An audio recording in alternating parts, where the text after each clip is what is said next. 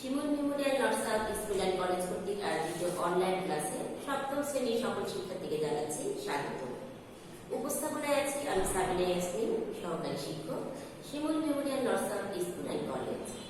আজকে আমি তোমাদের বাংলাদেশ বিশ্ব পরিচয় বিষয়ে সপ্তম শ্রেণীর অধ্যায় পঞ্চম অর্থাৎ তোমাদের পুনর্বিন্যাসকৃত যে সিলেবাসটি তোমরা পেয়েছ সেই বিষয়ের উপরে এবং এই সিলেবাসের অন্তর্ভুক্ত যে পাঠগুলো রয়েছে তার উপরে ভিত্তি করে আমি তোমাদের ক্লাসটি নিচ্ছি। তো আশা করি তোমরা সকলে ভালো আছো, বাসায় আছো এবং নিরাপদে আছো। আমি তাহলে আমার আজকের ক্লাসে চলে যাচ্ছি, অর্থাৎ আজকের অধ্যায় থেকে তোমরা যা শিখতে পারবে বা শিখন ফল। তাহলে আজকের অধ্যায় থেকে তোমরা যা শিখতে পারবে তা হচ্ছে সুনাগরিকের যে গুণাবলী তা তোমরা জানতে পারবে, বাংলাদেশের সুনাগরিকতার প্রতিবন্ধকতাগুলো ব্যাখ্যা করতে পারবে, সুনাগরিকের প্রতিবন্ধকতা দূরীকরণের যে উপায়গুলো রয়েছে তা বর্ণনা করতে পারবে এবং নাগরিকের অধিকার অর্জন ও দায়িত্ব পালনগুলো বর্ণনা করতে পারবে। তাহলে আজকে আমরা বুঝতে পারছি যে আমরা কি বিষয় নিয়ে আলোচনা করবো। মোট কথা আজকে আমরা রাষ্ট্রবিজ্ঞানের একটি বিষয় সুনাগরিক এবং সুনাগরিকের যে প্রতিবন্ধকতা রয়েছে, বাধাগুলো রয়েছে, সেই বাধাগুলো দূর করতে হবে কিভাবে সেগুলো নিয়ে আলোচনা করব এবং আমাদের নাগরিক হিসেবে আমাদের যে অধিকার রয়েছে এবং দায়িত্ব কর্তব্য রয়েছে একটি দেশের প্রতি তা নিয়ে আমরা আলোচনা করবো। তাহলে আজকের আলোচ্য বিষয়টি তোমরা খাতায় লিখে নেবে। আজকের আলোচ্য বিষয় হচ্ছে সুনাগরিকের গুণাবলী, বাংলাদেশের সুনাগরিকতার প্রতিবন্ধকতা, সুনাগরিকের প্রতিবন্ধকতা দূরীকরণের উপায় এবং নাগরিকের অধিকার অর্জন ও দায়িত্ব পালন। তাহলে প্রথমে বলে নিই যে একজন মানুষ বা একজন নাগরিক সে প্রত্যেক কোনো না কোনো দেশের নাগরিক, কিন্তু প্রত্যেকে কিন্তু সুনাগরিক নয়। অর্থাৎ একটি দেশে নাগরিকের জন্ম হয় কিন্তু প্রত্যেকে সুনাগরিকের জন্ম হয় না। মোট কথা সুনাগরিকতা কিন্তু অর্জন করে নিতে হয়। তাহলে সুনাগরিক বলতে আমরা কি বুঝি? রাষ্ট্রবিজ্ঞানীদের মতে সুনাগরিক হতে হলে অবশ্যই তাকে তিনটি গুণাবলী অর্জন করতে হবে। অর্থাৎ সুনাগরিকের তিনটি গুণাবলী রয়েছে, সেই তিনটি গুণাবলী না থাকলে কিন্তু আমরা কখনো তাকে সুনাগরিক বলতে পারবো না। নাগরিক বলতে পারবো কিন্তু সুনাগরিক বলতে পারবো না। সেই তিনটি গুণাবলী হচ্ছে বুদ্ধি, আত্মসংযম এবং বিচার বা বিবেচনা বা বিচার এবং বিবেক এবং বিচার বিবেচনা। তাহলে বুদ্ধি কি? বুদ্ধি হচ্ছে একটি নাগরিকের সবচেয়ে মূল্যবান সম্পদ। মোট কথা বুদ্ধিমান নাগরিক যে কোনো রাষ্ট্রের জন্য মূল্যবান সম্পদ। এই বুদ্ধিটা আমরা কিভাবে অর্জন করব? এই বুদ্ধিটা কিন্তু আসলে অর্জন করতে হবে। এই বুদ্ধিটা অর্জন করার একমাত্র উপায় হচ্ছে শিক্ষা বা জ্ঞান অর্জন করা। কারণ শিক্ষা মানুষকে কি করে? শিক্ষা মানুষকে সচেতন হতে সাহায্য করে। খারাপ ভালো কোনটি অর্থাৎ ইতিবাচক দিক বা নেতিবাচক দিক কোনগুলো সেগুলো আমাদেরকে জানিয়ে দেয় বা পার্থক্য করতে সাহায্য করে।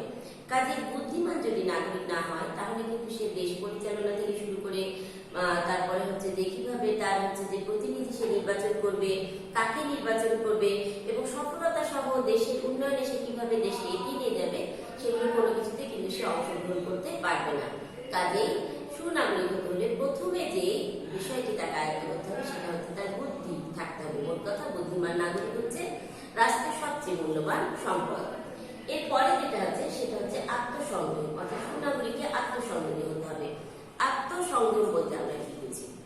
আত্মসংযম মানে হচ্ছে সেই গুণটা যে গুণের মাধ্যমে আমি ভালো দিকটা বা ইতিবাচক দিকটা গ্রহণ করব এবং নেতিবাচক দিকগুলো বর্জন করবো। যেমন দেখো, আমি যদি আত্মসংযম না হই বা তোমরা যদি আত্মসংযমী না হও, একজন নাগরিক যদি আত্মসংযমী না হয় তাহলে কি হবে? সে সদুর্নীতি করবে, দুর্নীতির সাথে জড়িত থাকবে, তারপরে নেতিবাচক যে কর্মকাণ্ডগুলো তার মধ্যে সে জড়িত থাকবে। সে বুঝতে পারবে না যে সে কি করছে, দেশের নিজের তো ক্ষতি করছে, দেশকেও কি করছে ক্ষতির দিকে বা খারাপ বা নেতিবাচকের দিকে সে নিজেকে জড়িয়ে ফেলছে। কাজে আত্মসংযমী সে যতক্ষণ না হবে ততক্ষণ কিন্তু সে সুনাগরিক হতে পারবে না। এই জন্য হয়তো বা তাকে কি হতে হবে? অনেক বিষয় তাকে সচেতন হতে হবে। অনেক বিষয়ে সে হয়তো দরিদ্র সীমার নিচে বাস করছে অথবা মধ্যবিত্ত মধ্যে আছে বা সে ধনীর মধ্যে আছে, যার মধ্যে থাকুক না কেন আত্মসংযম এই বিষয়টা যদি তার মধ্যে না থাকে তাহলে কিন্তু সে সুনাগরিক হতে পারবে না। তার মধ্যে স্বার্থপরতা ভাব, স্বজনপ্রীতি ভাব, পক্ষপাতিত্ব ভাব এই বিষয়গুলো তখন চলে আসবে।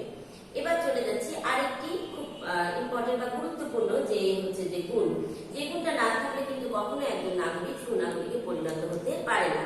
সেই গুণটির নাম হচ্ছে বিচার বিবেচনা বা বিবেক। বিবেক কি আমরা দেখতে পাই? বিবেক কিন্তু আমরা দেখতে পাই না। আমাদের কাজের মাধ্যমে, আমাদের আচরণের মাধ্যমে কিন্তু সেটা প্রকাশ হয়। তাহলে আমার মধ্যে যদি আমি যদি বিবেকবান যদি নাগরিক না হই বা বিবেকটা কি আমি যদি এটা না বুঝি তাহলে কিন্তু কখনোই আমি আমার দেশকে বলো, সমাজকে বলো, রাষ্ট্রকে বলো এগিয়ে নিয়ে যেতে পারবো না।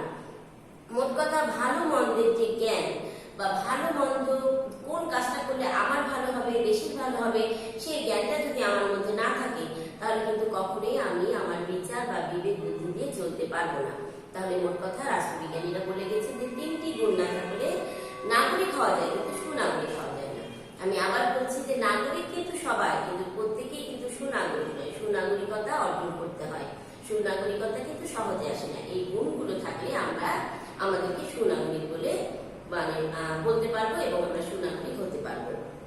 এবার চলে যাব সুনাগরিকের প্রতিবন্ধকতা। দেখো, প্রতিবন্ধকতা মানে কি? মানে বাধা পাওয়া। কোনো একটা কিছু আমি করব, সেই করাতে আমাকে বারবার বাধা দিচ্ছে যে বিষয়গুলো, সেগুলোই হচ্ছে সুনাগরিকের প্রতিবন্ধকতা। তাহলে বাংলাদেশের মতো আর্থসামাজিক দেশে, এই যে মধ্যম আয়ের একটি দেশে আমাদের কি বলবো যে এই যে রাজনৈতিক অস্থিতিশীলতা বলো, সাম্প্রদায়িকতা বলো, যেটাই বলো না কেন, আমাদের যে সমাজে অনেক কিছু নেতিবাচক দিকগুলো যেগুলো বিরাজ করছে, এগুলো দূর করার জন্য বা এগুলো যে আমরা কি কি বিষয়ে বাধা পাচ্ছি, একজন নাগরিক কিন্তু সুনাগরিক হতে চায়, কিন্তু তাকে কোন কোন বিষয়গুলো বাধা দিচ্ছে আসলে আমরা সেগুলো জেনে নিই। প্রথমে আসছে নির্লিপ্ততা। নির্লিপ্ততা সুনাগরিকের পথে প্রধান প্রতিবন্ধকতা। নির্লিপ্ততা মানে কি? আমাদেরকে অর্থটা বুঝতে হবে। নির্লিপ্ততা অর্থ হচ্ছে উদাসীনতা। মানে আমি সবকিছু দেখছি, সবকিছু জানছি, আমি ভালো দিক জানি, খারাপ জানি, কিন্তু আমি কোনো কিছু গ্রহণ করছি না, কোনো কিছু বর্জন করছি না। মানে সবকিছুতে আমার মধ্যে একটা উদাসীনতা ভাব থাকছে। নাগরিকদের মধ্যে যদি এই ভাবটা থাকে তখন কি হবে? সে কিন্তু সুনাগরিক হতে পারবে না বা পদে পদে সে বাধা পাবে। তারপরে আমরা কি দেখছি? ব্যক্তি স্বার্থপরতা। এটাও কিন্তু একটা সুনাগরিকের পথে একটি বড় অন্তরায় বা একটি বড় বাধা। ব্যক্তি স্বার্থপরতা আমরা তো বুঝি, মানে আমার স্বার্থকে অন্য স্বার্থের চেয়ে আমি কি করবো? বড় করে দেখবো। কিন্তু এটা তো করা যাবে না। আমার স্বার্থের সাথে অন্যের স্বার্থের কথা আমাকে কি করতে হবে? চিন্তা করতে হবে। কারণ আমরা বাংলাদেশ বিশ্ব পরিচয় করছি, আমরা একটি সমাজে বাস করি, আমরা একটি জাতির মধ্যে বাস করি। শুধু সমাজ না, একটা রাষ্ট্র বলো, দেশ বলো, মানে আমরা কিন্তু কেউ কখনো একা তো না, আমরা সবার সাথে সম্পর্কযুক্ত বা সম্পর্ক নিয়ে কিন্তু বাস করছি। তো মোট কথা এই সমাজে বাস করতে হলে বা একটি রাষ্ট্রে বাস করতে হলে, সুনাগরিকতা অর্জন করতে হলে অবশ্যই আমাকে ব্যক্তি স্বার্থপরতা এটা হচ্ছে কমাতে হবে। মোট কথা আমাকে আমার স্বার্থের সাথে সবার সাথে সমন্বয় করতে হবে। আমার স্বার্থকে কখনোই অন্যের স্বার্থের উপরে নিয়ে যেতে হবে না। এটাই হচ্ছে ব্যক্তি স্বার্থপরতা। দলীয় মনোভাব। আমরা একটি গণতান্ত্রিক রাষ্ট্রে বাস করি, তোমরা জানো। প্রত্যেকে হয়তো আমরা কেউ না কেউ কোনো দলকে সাপোর্ট করতে পারি বা কি কোনো দলের অন্তর্ভুক্ত থাকতে পারি, কিন্তু তাই বলে কি আমরা অন্য দলকে ছোট করে দেখবো?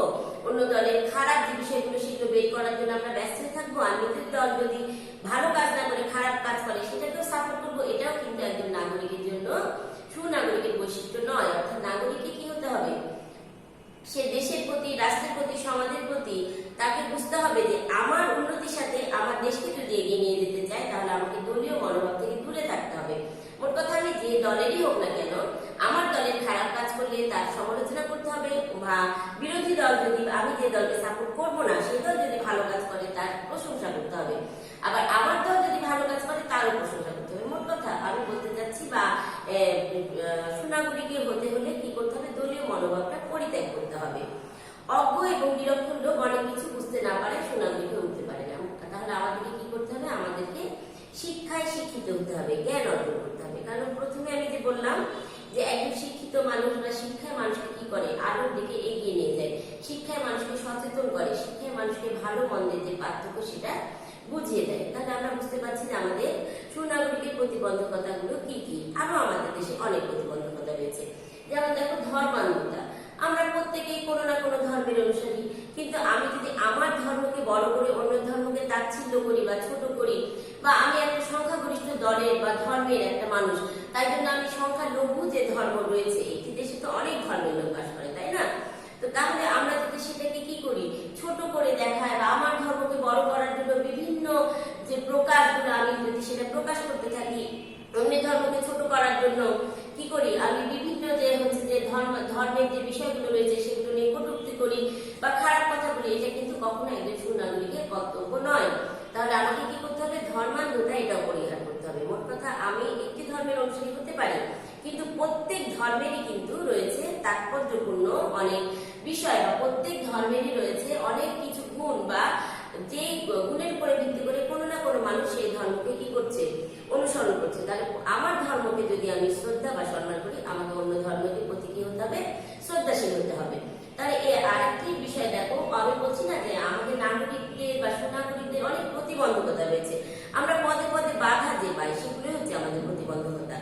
আরেকটি হচ্ছে দাম্ভিকতা, মোট কথা আমাকে অহংকারী মনোভাবটা বাদ দিতে হবে। সুনাগরিকের আরেকটি যে প্রধান সমস্যা সেটা হচ্ছে সাম্প্রদায়িকতা। একটু আগে যে বললাম যে ধর্মান্ধতার সাথে সাম্প্রদায়িকতা সংযুক্ত, অর্থাৎ আমি যে কোনো ধর্মেরই হতে পারি না কেন, আমি ধর্মের অনুসরণ করে অন্য ধর্মকে তাচ্ছিল্য করতে পারবো না, আমার সাম্প্রদায়িকতাকে বাড়াতে পারবো না। মোট কথা যে আমি সংখ্যাগরিষ্ঠ একটি দলের বলে সংখ্যালঘুদেরকে আমি নির্যাতন করব বা আমার জন্য তারা ক্ষতিগ্রস্ত হবে, এরকম আমি করতে পারবো না। এছাড়া রয়েছে অর্থনৈতিক অনগ্রসরতা, সুনাগরিক অর্জনের জন্য এটি একটি অন্যতম বাধা। অর্থনৈতিক অনগ্রসরতা বলতে আমি কি বোঝাচ্ছি? যে আমাদের দেশের অনেক মানুষ দরিদ্র সীমার নিচে বাস করছে বা দরিদ্রের মধ্যে বাস করছে বা মধ্যবিত্ত বাস করছে। দেখা যাচ্ছে যে একই হয়তো বা তোমার বাবা একই অর্থ উপার্জন করে, তোমার আর বন্ধুর বাবা হয়তো উপার্জনের ইয়াটা একই, কিন্তু দেখা যাচ্ছে তারা অনেক ভালো অবস্থায় আছে আর তোমরা সে ভালো অবস্থা নেই, তোমাদের মধ্যে অভাব অনটন লেগে আছে। তাহলে কি আমরা এই করবো যে তোমার বন্ধুর বাবা কি করছে সেটা দেখে কি তোমার বাবাকে বলবো যে না, তুমি বলবে যে হচ্ছে যে না বাবা, ওর বাবা তো স্বজন প্রীতি করে বা হচ্ছে দুর্নীতিগ্রস্ত বা দুর্নীতির মধ্যে জড়িয়ে আছে, তোমাকে এটা করতে হবে, তাহলে আমরা ভালো অবস্থায় যাব। এই বিষয়গুলো আমাদেরকে পরিহার করতে হবে। মোট কথা আমরা তখন বড় হচ্ছি, তাই না? আমরা নাগরিক একটি দেশের, তাহলে সুনাগরিক আমাদেরকে হতে হলে যে প্রতিবন্ধকতাগুলো রয়েছে সেগুলো আমাদেরকে পরিহার করতে হবে। এখন পরিহার করবো কিভাবে, সেই উপায়গুলো আসলে আমরা জেনে নিই। তাহলে প্রতিবন্ধকতা দূরীকরণের উপায়, প্রথমে আমি বললাম যে শিক্ষিত হতে হবে, অর্থাৎ উপযুক্ত শিক্ষাটা গ্রহণ করতে হবে। আমি আরো একটা কথা বলে রাখি, সকল শিক্ষিত মানুষই যে সুনাগরিক তাও কিন্তু নয়, তাই না? কারণ আমি হচ্ছে প্রথমে বললাম যে একজন সুনাগরিক হতে হলে 3টি গুণ অবশ্যম্ভাবী, মানে 3টি গুণ না থাকলে কিন্তু সুনাগরিক হওয়া যাবে না। কাজে তুমি যদি বলো বা আমি যদি বলি একজন শিক্ষিত নাগরিক মানে সুনাগরিক, তাহলে কিন্তু হবে না। শিক্ষিত নাগরিকও স্বজনপ্রীতি করতে পারে, তার মধ্যে সাম্প্রদায়িকতা থাকতে পারে, তার মধ্যে দলীয় মনোভাব থাকতে পারে, তাহলে কিন্তু সে সুনাগরিক নয়। আমাকে সুনাগরিক হতে হলে অবশ্যই 3টি গুণাবলী আমার মধ্যে থাকতে হবে। তাহলে এই গুণাবলীগুলো থাকতে হলে বা আমাদের প্রতিবন্ধকতাগুলো দূর করার জন্য কি কি উপায় আমরা গ্রহণ করতে পারি? দেখো, প্রথমে উপযুক্ত শিক্ষা গ্রহণ করতে হবে। উপযুক্ত শিক্ষা বলতে আমি এটা বুঝাচ্ছি যে শিক্ষা আমাদেরকে নেতিবাচক দিক পরিহার করতে শেখায় এবং ইতিবাচক দিক গ্রহণ করতে শেখায়।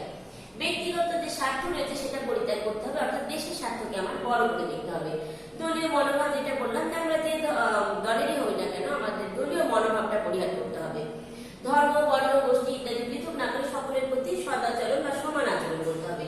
দাম্ভিকতা পরিহার করতে হবে। অর্থনৈতিক অনগ্রসরতা দূরীকরণ করতে হবে। অর্থনৈতিক অনগ্রসরতা দূরীকরণ করা কিন্তু আসলে এটা এই পয়েন্টটা আমি বলছি, কিন্তু এই পয়েন্টটা কিন্তু সবসময় সম্ভব হয় না। কারণ অর্থনৈতিক অনগ্রসরতা দূরীকরণের জন্য আবার অনেকগুলো বিষয় আমাকে মানতে হয় বা আমাদেরকে মেনে চলতে হয় বা আমার যোগ্যতা অর্জন করতে হয়। তা আমাদেরকে চেষ্টা করতে হবে আমরা যে অবস্থার মধ্যে থাকি না কেন আমাদেরকে গুণগুলো গ্রহণ করা এবং আমাদেরকে একটি রাষ্ট্রকে বা একটি দেশকে সুন্দর পথে পরিচালিত করতে, সাম্প্রদায়িকতা থেকে বের হয়ে নিয়ে আসতে, অস্থিতিশীলতা থেকে বের হয়ে নিয়ে আসতে এবং সুন্দর একটি পরিবেশের মধ্যে আমরা যখন নিজেদেরকে বাস করাতে চাইবো তখন আমাদের প্রত্যেক নাগরিককে সুনাগরিক হতে হবে। এবার আমরা জানবো, এতক্ষণ আমি নাগরিক, সুনাগরিক অনেক কিছু বললাম, তাই না? আমি আগেও বললাম যে নাগরিক সবাই, কিন্তু সুনাগরিক সবাই না। কারণ সুনাগরিক হতে হলে আমাকে অবশ্যই ওই গুণগুলো অর্জন করতে হবে। তাহলে নাগরিকের অধিকার মানে একজন নাগরিক কি কি পেতে পারে? তোমরা মনে রাখবা যে বাংলাদেশের সংবিধানে বাংলাদেশের মানুষের বা একজন নাগরিকের যে মৌলিক অধিকারগুলো রয়েছে সেগুলো লিপিবদ্ধ করা হয়েছে। বাংলাদেশের সংবিধানকে বাংলাদেশ সরকারের রাষ্ট্র পরিচালনার দলিল বলা হয়। তাহলে আমাদের বা একজন নাগরিকের কি কি অধিকার রয়েছে? দেখো, আমি সংবিধান অনুযায়ী আমাদের যে মৌলিক অধিকারগুলো রয়েছে সেগুলো কিছু পয়েন্ট তোমাদের সাথে সামনে উপস্থাপন করছি। যেমন আমাদের জীবন ধারণের অধিকার রয়েছে, সম্পত্তির অধিকার রয়েছে, চলাফেরার অধিকার রয়েছে, ধর্মচর্চার অধিকার রয়েছে, চুক্তি করার অধিকার রয়েছে, চিন্তা এবং বিবেকের অধিকার রয়েছে, তারপরে সংবাদপত্রের স্বাধীনতার অধিকার রয়েছে, সভা সমিতির অধিকার রয়েছে, পরিবার গঠনের অধিকার রয়েছে, সংস্কৃতি এবং ভাষার অধিকার রয়েছে, কর্মলাভের অধিকার রয়েছে, স্বাস্থ্যের শিক্ষার অধিকার আমাদের রয়েছে। তাহলে আমরা বুঝতে পারছি যে আমাদের অনেকগুলো অধিকার রয়েছে এবং প্রত্যেকটি কিন্তু আমাদের মৌলিক অধিকার সংশ্লিষ্ট। মোট কথা আমাদের বলা চলা, আমাদের কর্তব্য, আমাদের আচরণ সবকিছু কিন্তু আমাদের যে সংবিধান রয়েছে সেখানে লিপিবদ্ধ করা রয়েছে। তাহলে নাগরিকদের কিন্তু অনেক অধিকার রয়েছে। এবার আমরা জানবো যে নাগরিকদের দায়িত্ব এবং কর্তব্য। শুধু কি আমরা অধিকার নিলেই হবে? আমাদেরকে দেশের প্রতি, আমাদেরকে সমাজের প্রতি দায়িত্ব কর্তব্য পালন করতে হবে না? তাহলে তোমরা মনে রাখবা, শুধু অধিকার গ্রহণ করলেই হবে না, আমাদেরকে সেই সাথে একজন নাগরিক হিসেবে দায়িত্ব এবং কর্তব্যগুলো পালন করতে হবে। এখন আমাদের দায়িত্ব কর্তব্যগুলো কি পালন করতে হবে জেনে নিই। প্রথমে বলেছি যে আমরা একটি গণতান্ত্রিক দেশে বাস করি, তাহলে প্রথমে কি করতে হবে? আমাদেরকে রাষ্ট্রের প্রতি আনুগত্য স্বীকার করতে হবে বা আনুগত্য মেনে চলতে হবে।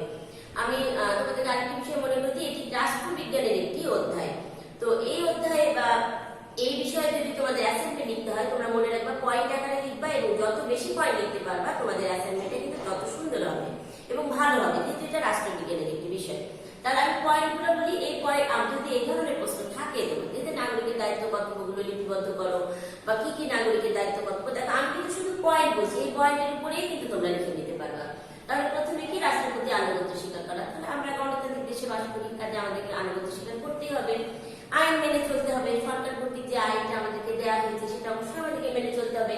ভোটাধিকার প্রয়োগ, একজন নাগরিকের সর্বপ্রথম দায়িত্ব হচ্ছে ভোটাধিকার প্রয়োগ করা। কারণ আমি যদি ভোটাধিকার প্রয়োগ না করি, তাহলে আমি তো নির্বাচন করতে পারবো না, বা নির্বাচিত আমাদের প্রতিনিধি সেটা আসবে না। তাহলে প্রত্যেক নাগরিকের ভোটাধিকার প্রয়োগ করতে হবে। নিয়মিত কর প্রদান, আমার দেশকে যদি আমি সুন্দর করতে চাই, অর্থনৈতিক দিকে স্বাবলম্বী করতে চাই, যার প্রতি করটা আরোপ হয়েছে তাকে অবশ্যই কর প্রদান করতে হবে। সরকারি কাজ সুষ্ঠুভাবে সম্পাদন করতে হবে। সন্তানদের, যারা পিতামাতা রয়েছে তাদেরকে সন্তানদের শিক্ষা লাভ করাতে হবে। রাষ্ট্রের সেবা করতে হবে। তাহলে আমরা বুঝতে পারছি যে আমাদের শুধু অধিকার অর্জন বা অধিকার গ্রহণ করলে হবে না, আমাদের দায়িত্ব এবং কর্তব্যগুলো পালন করতে হবে। তাহলে আজকে আমরা কি কি জানলাম? আমরা এর আগে জেনেছিলাম নাগরিক বলতে কি বুঝি, রাষ্ট্র বলতে কি বুঝি, রাষ্ট্রের কতগুলি উপাদান, তাই না? তোমাদের নিশ্চয়ই মনে আছে। আজকে আমরা জানলাম যে শুধু একটি দেশে নাগরিক থাকলে হবে না, নাগরিকের সুনাগরিক হতে হবে। এবং নাগরিক হয়ে সবাই জন্মগ্রহণ করে, সুনাগরিক হয়ে সবাই জন্মগ্রহণ করে না, সুনাগরিক অর্জন করে নিতে হয়। এই সুনাগরিক অর্জন করতে হলে আমাদের যে তিনটি গুণ, সেটা আমি তোমাদেরকে জানালাম, সেটি অবশ্যই আমাদেরকে গ্রহণ করতে হবে। এবং তারপরে জানালাম কি কি বাধা পায় একজন নাগরিক সুনাগরিক হতে, এবং তারপরে আমরা জানলাম যে নাগরিকদের অধিকার কি, এবং এই অধিকার শুধু গ্রহণ করলে হবে না, আমাদের দায়িত্ব কর্তব্যগুলো আমাদেরকে পালন করতে হবে। তাহলে আমি একেবারে শেষ পর্যায়ে চলে এসেছি, মূল্যায়ন। তাহলে কে দেশের সম্পদ? বলো তো, কে দেশের সম্পদ? অবশ্যই সুনাগরিক দেশের সম্পদ।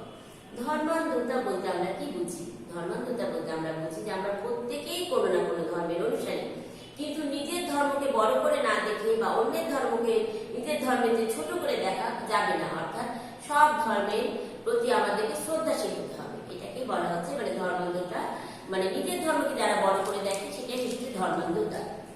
কোনটিকে বাংলাদেশ সরকারের দলিল করা হয়? সংবিধানকে বাংলাদেশ সরকারের দলিল করা হয়। সাম্প্রদায়িকতা কি? এটাও কিন্তু ধর্মান্ধতার সাথে সম্পৃক্ত। অর্থাৎ সংখ্যাগরিষ্ঠ লোকের উপর ভিত্তি করে তাদেরকে প্রাধান্য দেওয়া এবং সংখ্যা লঘু থেকে কি করবো আমরা হচ্ছে বিচ্ছিন্ন অবস্থায় রাখবো বা তাদের মতামতকে গুরুত্ব দিব না, এটা হচ্ছে সাম্প্রদায়িকতা। মনে রাখবা, ধর্মান্ধতা বলি আর সাম্প্রদায়িকতা বলি, সবগুলো কিন্তু দেশের পরিবেশকে অস্থিতিশীলতার মধ্যে নিয়ে যায়, দেশকে নৈরাজ্যের মধ্যে নিয়ে যায়, দেশকে বিশৃঙ্খলতার মধ্যে নিয়ে যায়। এটা কারণে আমাদের কাম্য নয়। তাহলে আমরা তোমরা যারা ক্লাস 7-এ পড়ছো, যারা সপ্তম শ্রেণীতে আছো, তোমাদের এরকম একটা অধ্যায় দেওয়া হয়েছে কেন? তাহলে তোমরা মনে প্রাণে এখন থেকে শুধু নাগরিক না, সুনাগরিক হবে। অর্থাৎ তোমরা তো ভবিষ্যতে একদিন নাগরিক, তাই না? তো আমরা নাগরিক না, আমরা কি হবো? সুনাগরিক হবো। তাহলে আমাদের দেশ ও জাতি কি হবে? দিনে দিনে উন্নতির দিকে এগিয়ে যাবে এবং আমরা একটি বলিষ্ঠ, আমরা তো বলিষ্ঠ একটি জাতি, কিন্তু আমরা সব কিছুতে দেখাবো যে আমাদের মধ্যে কোনো নেতিবাচক দিক নয়, আমাদের মধ্যে ইতিবাচক দিকগুলো বেশি।